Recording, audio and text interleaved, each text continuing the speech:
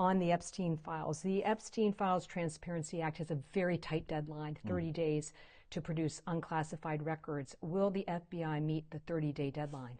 Well, we are working with our partners at the Department of Justice to produce, as we've always committed to producing, what we can lawfully, legally produce. And we will continue to meet those metrics, reminding the public that there are court orders in place, protective orders, and orders to seal in place that legally prohibit the disclosure of information related to any investigation when there's a court order of that fashion. So we're working with DOJ to say if we can produce anything more. As FBI director, will you commit to as few blacked out sections or redactions as possible?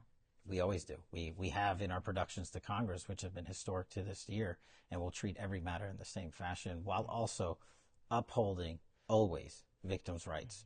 Victims' rights in any case, whether it's President Trump's case, this case, or any case, the victims' rights statutes are preeminent, and we will protect those victims at all costs.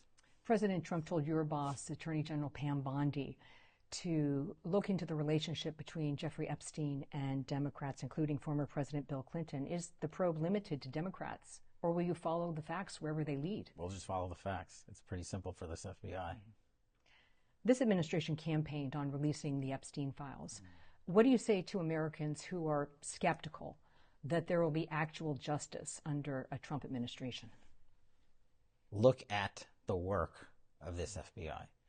To date, in the 9 months that I've been on this job, we've arrested 30,000 people, 25,000 of which have been violent felons. That is double increase from year to date from the same time period last year. We have taken on our priorities in counter-espionage work to an increase of 35% more arrests year to date alone. On the drug front, we've seized 1,900 kilograms of fentanyl. That is a 35% increase from year to date last year. That's just the work of this FBI. We found 5,400 and identified 5,400 children, missing children. That is a 17% increase from this time, same time period last year.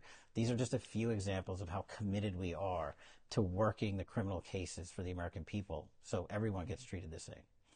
So more charges are possible in the Epstein case? Based on the new referral, we'll take a look at that and see what evidence comes. But there's an important distinction. The information that the government possesses versus the information that the Epstein estate possesses. Those are two separate boxes of information. And the Epstein estate has not been willing to share information with the U.S. government. And so even though we've requested them to do so.